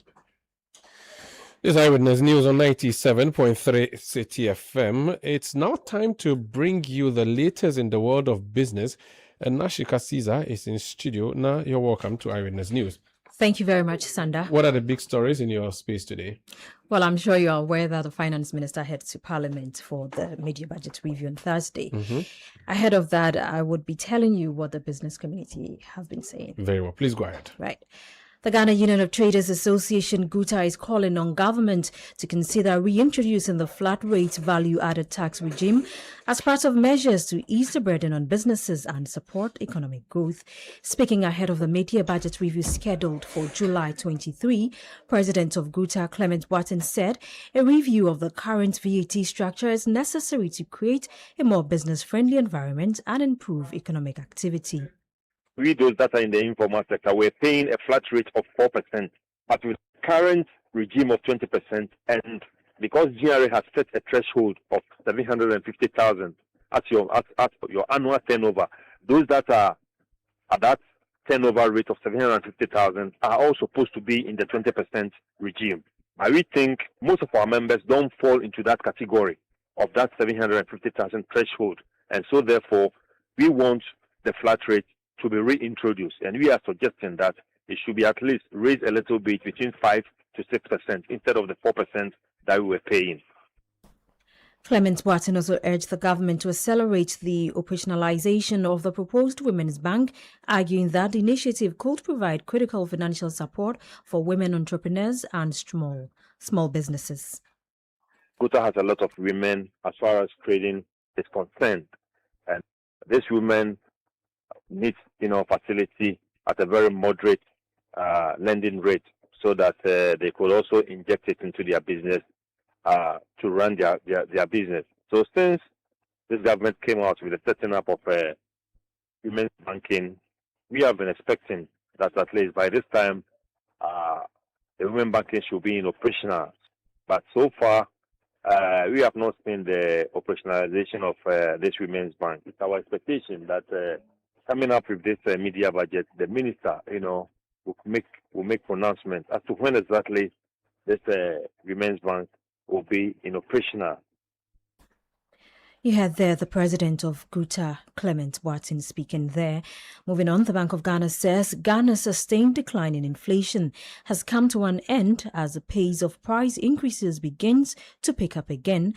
The development is expected to be a key issue for discussion at this week's Monetary Policy Committee meetings, where policymakers will assess the direction of inflation and its impact on monetary policy.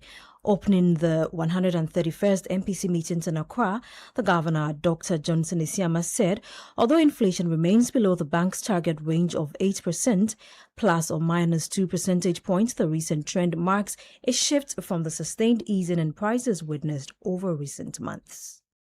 The domestic picture is one of continued resilience alongside a change in the inflation trajectory that requires careful reading. Headline inflation has risen for 3 consecutive months, from 3.2% in March to 5.3% in June, driven largely by transport and haulage prices. At 5.3%, it remains below the lower bound of the bank's target band of 8%, plus or minus 2 percentage points, and substantially below the 13.7% recorded a year earlier. The prolonged disinflation phase has ended indeed, and inflation is now returning towards the target band. Whether that return reflects orderly normalization or the beginning of a more persistent change in the outlook is the central question for our meeting this week. You heard the Governor of the Bank of Ghana, Dr. Johnson Isiama. Now, the Securities and Exchange Commission, SEC, has commenced an assessment into the operations of Creative World Cup Promotion Company, following reports that thousands of investors may have lost millions of cedis in an alleged investment scheme linked to the company. The assessment is aimed at establishing the facts surrounding the reported situation and determining the appropriate regulatory actions to safeguard investors and preserve confidence in Ghana's capital market. The Deputy Director General of the Securities and Exchange Commission, Mensah Thompson, tells Citi Business News that the Commission is engaging key stakeholders, including the Cybersecurity Authority, to gather relevant information and respond to concerns raised about CWPC and other online investment platforms. We've received some reports over the weekend about some alleged platform that has apparently scammed a lot of Ghanaians. In fact, prior to this coming to our attention, we received a lot of complaints 2 weeks ago about another platform called YepBit and Bond Chat. And we have had calls to issue a statement on these two. This CSWA came to our attention just over the weekend. And so this morning, I was speaking with the Director General for the Cybersecurity Authority. I had a cause to speak with him, and so we'll be having a meeting later this afternoon. Hopefully, we may jointly address the press subsequently after the meeting today on the measures that we are taking to resolve these issues that are happening within the market. It's shocking that we continue to receive reports such as these, despite the numerous public education campaigns that we've had to launch to draw Ghanaians' attention to these fraudulent investment schemes. That was the Deputy Director General of the Securities and Exchange Commission, Mensah Thompson. Finally, the National Petroleum Authority says regulatory inspections are not intended to harass downstream petroleum operators, but to protect investment from reputational damage or personal risk and potential capital losses. The NPA Chief Executive Officer Godwin Edudzi-Tamaklo says effective regulation is essential to providing policy certainty, protecting investment, and maintaining confidence in Ghana's downstream petroleum sector. Whatever we do as regulators is to protect your investment. If NPA staffs come to do inspection at your service or your station, don't take it as a form of punishment or harassment. It is for your own good, because God forbid, if there's an issue at your station, it comes with reputational risk. It comes with loss of capital and investment.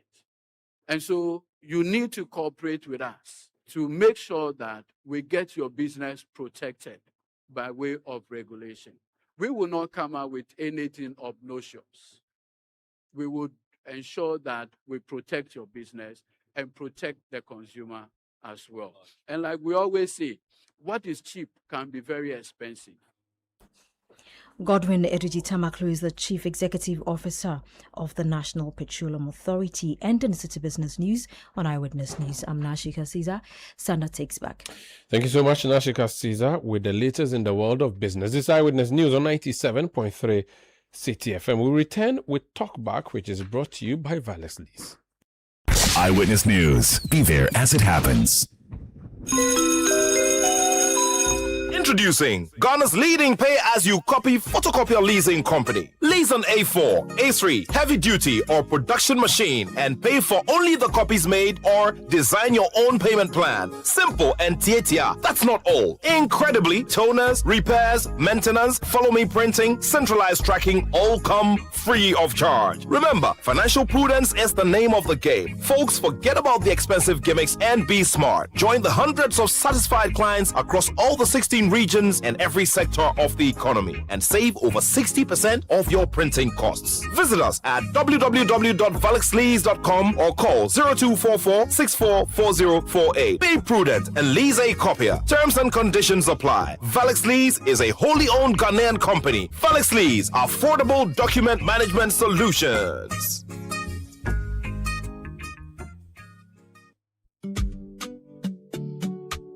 You know that feeling when you're getting ready for work. Your shirt is still crumpled and the iron is just starting to warm up. Or you're late for the wedding and now about to blow dry your hair. Or you have just stocked up meat for the cold store and then suddenly, oh, light off.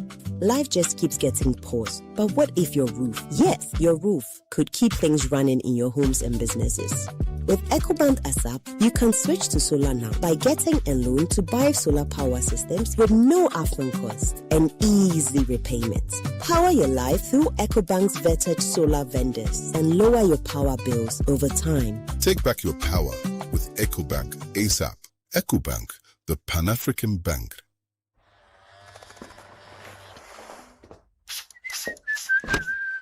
Charlie, trim I'm nice. I get some serious meeting. Allah, motion. But Charlie, no credit today. Oh, but you relax. Momo day. Hey, what funny. Yes, so I borrow small, sort myself out, I pay back. We move.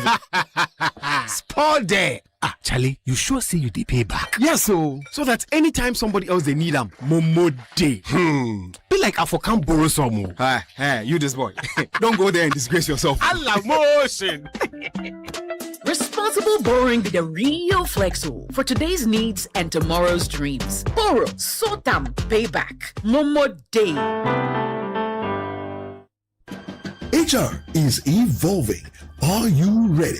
Join industry leaders, HR professionals, and business executives at HR Connect Conference 2026 for powerful conversations on transforming HR into a true driver of business growth and competitive advantage in Africa. The theme: from certification to competence, why elevating HR is critical for business growth and competitive advantage in Africa. The date, 30th and 31st of July 2026 at the Labadi Beach Hotel at 9 a.m. daily.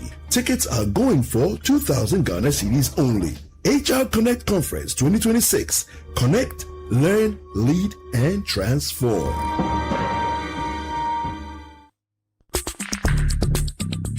Let your voice be heard on Eyewitness News on Facebook at facebook.com/Citi97.3, Twitter at twitter.com/Citi973, and Instagram at instagram.com/Citi973 with the hashtag Eyewitness News.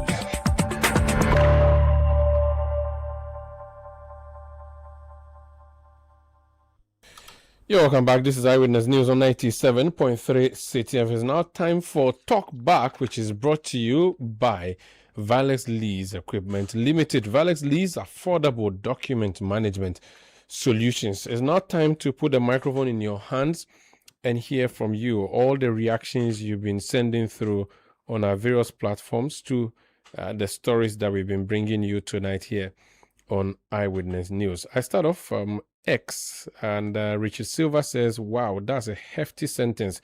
Would there be a demonstration? Baba Chairman in Tamale says the license of Joshua Kamba, Abanga, and all those Galamsey kingpins of the NDC would expire after the NDC loses power. Ohiniba Kwame Chreme says NDC just solved one of MPP's biggest problems by sentencing Wontumi.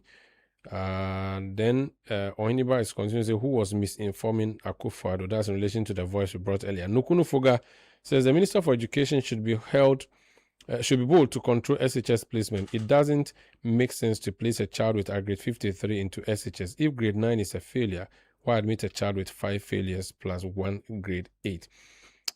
Those are the messages you've been sending through X. Sami Wiafi, my colleague in the newsroom, and my also co-anchor here on Eyewitness News, joins me with more messages from the WhatsApp platform. Sami, what are our listeners saying? It says, good evening, Umaru. Do you remember lawyer Andy Apia Kubi asked Ghanaians and MPP supporters to pray for Chairman Wontumi? It appears he understood the seriousness of the case. Lawyer Attah-Mensah later stepped in, but Chairman Wontumi was left to face the legal outcome. Many believe he was fortunate to avoid a much harsher sentence from Anafiaku. He didn't tell us where he was texting that from. Another one from Delanyo Agbe in Pokwas. He says, he tells for the MPP how they react to Chairman Wontumi's 20-year jail term will show if they are ready for power or meant for long stay in opposition. Ghanaians are watching hashtag End Galamsey now. Okay, let me help you. Akasokri Joseph in Bongo says, let's learn from Wontumi's conviction. Power doesn't mean you can act with impunity. The law will catch up with you. I'm not willing to defend any party member who breaks the law. Please, Mr. AG, speed up with the rest. Let the laws work.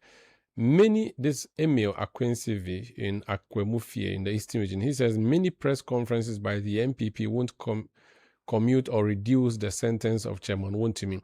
When he was displaying gold bars on national television, you all looked on happily. If you have any evidence of galamsey against Yamin and co., go to court, else give us a break. Sami. Al-Hassan from Nyonyo South says, without a doubt, Wontumi's sentence is a sound decision. I applaud the judge for her bold ruling. By every standard, it is a good judgment. As long as the MPP was in power, Chairman Wontumi was going to be held accountable. That is why we needed a change. Jones Adeboinla says, the campaign is gone. The law is the law.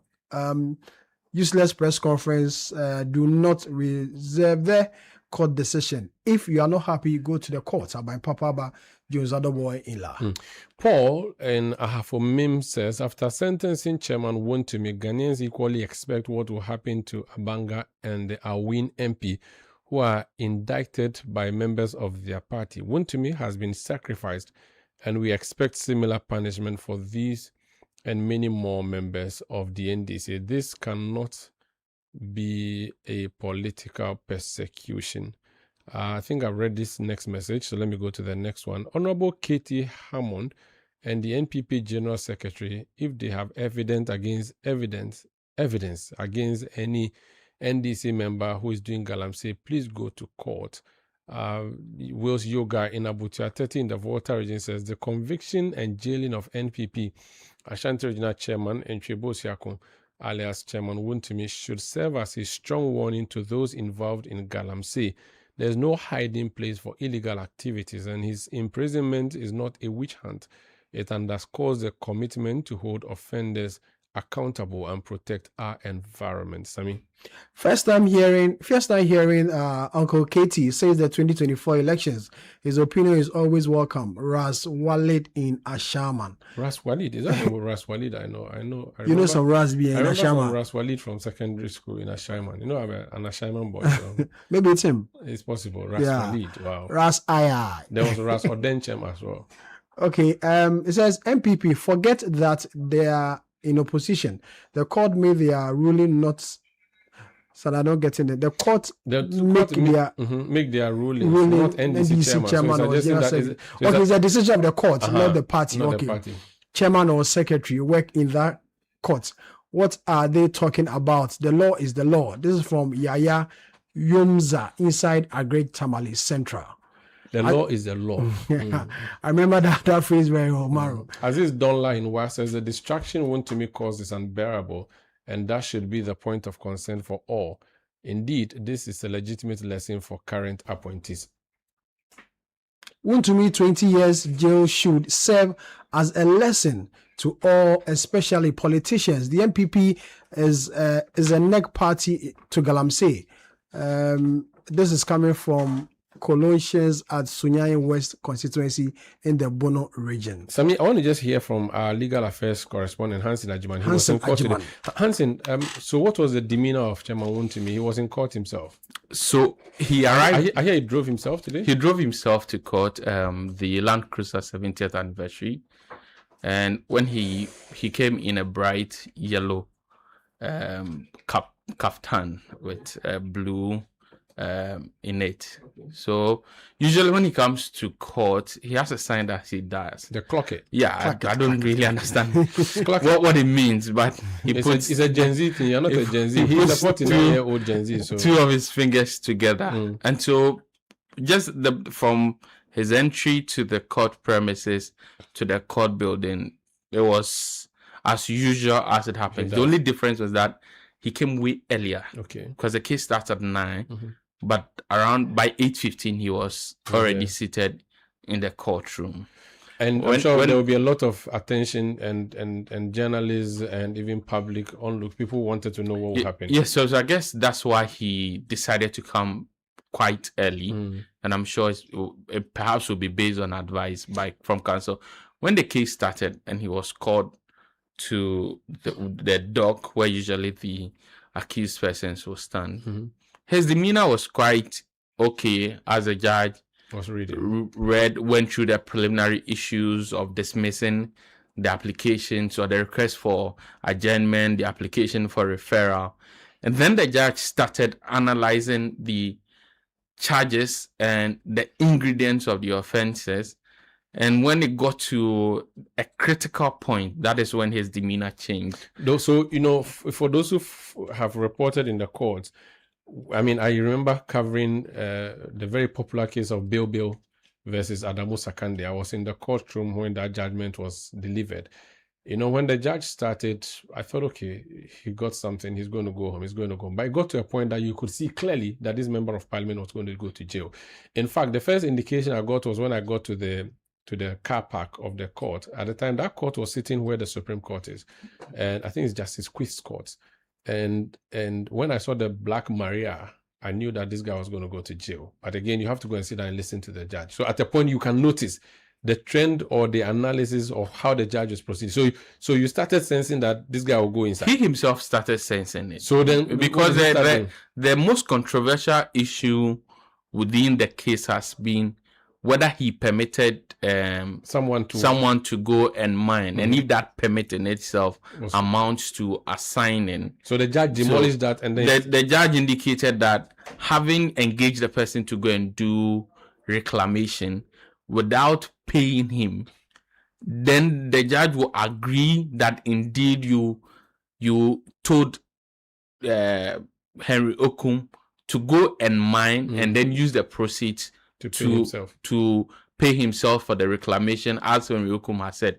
Mind you, there was no documentary evidence of the engagement between Chairman Wontumi and Henry Okum, so the judge had to deduce from the existing facts. Hansen, so at this point, as an accused person, you may say that, well, I think I may be convicted, but between convicting and sentencing is a whole long wait.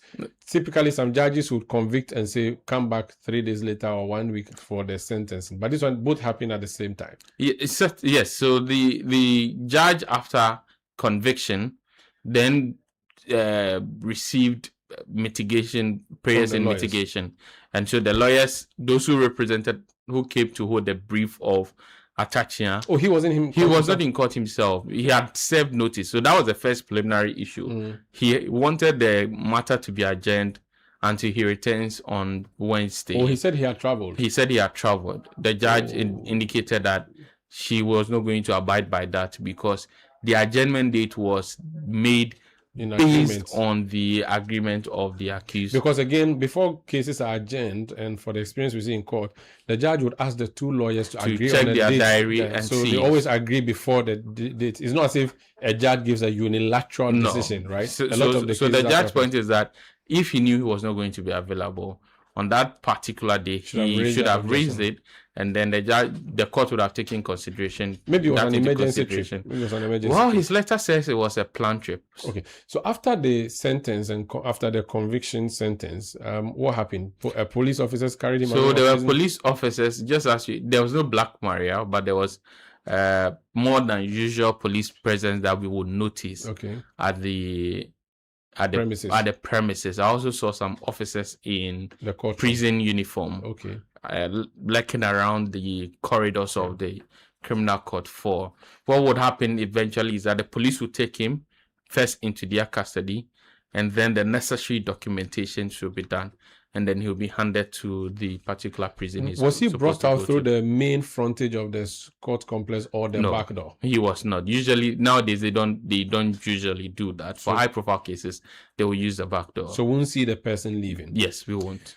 Thank you so much, Hansen Ajiman. But he has two outstanding cases, right? One in criminal court, one and the Exim Bank. Yes, so there's Exim Bank, which we're told that the plea bargain has not resulted in any headway. And then there's the one related to the Tanonimri Forest Reserve.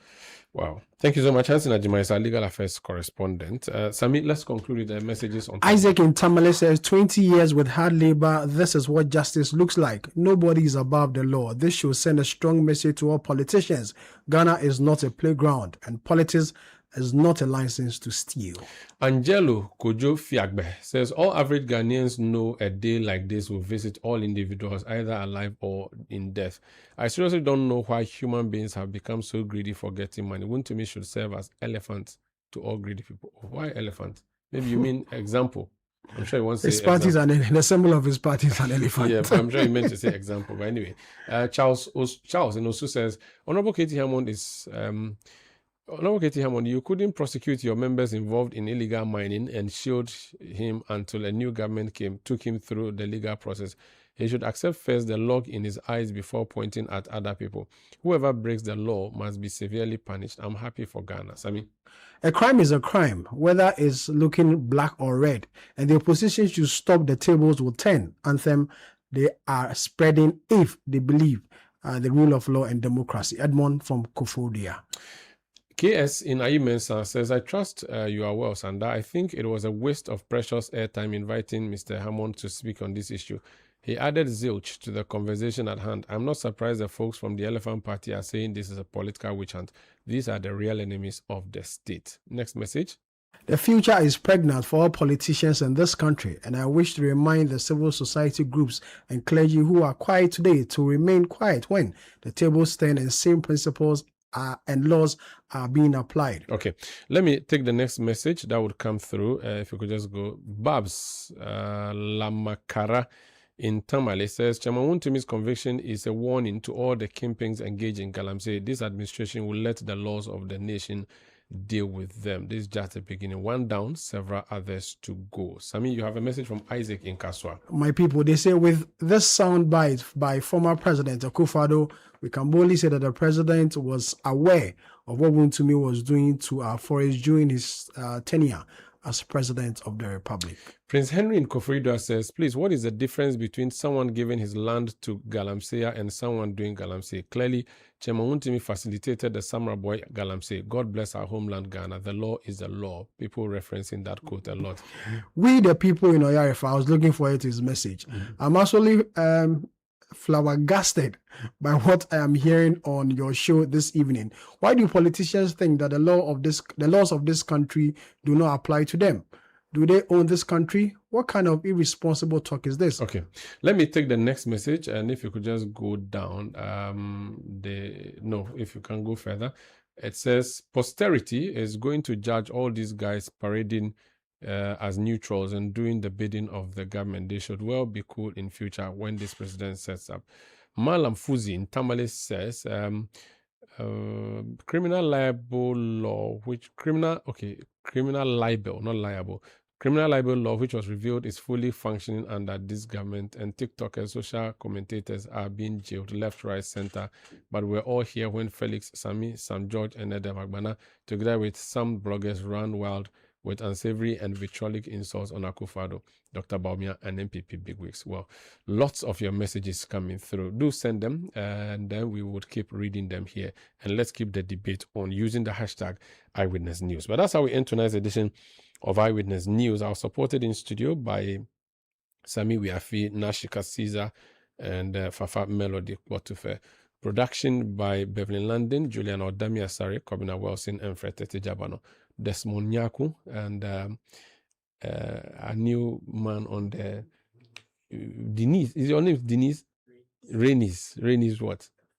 Renis Foley of the technical department supported Desmond Nyaku to bring us the technical side of the production tonight. New media supported or led by Edwin Kwakufi and his team. We'll be back tomorrow at 1700 GMT with Eyewitness News. Thank you for listening. Have a good night. City News. We speak first. Reach our hotline on 0302 224959 and get interactive on Facebook. City 97.3 FM.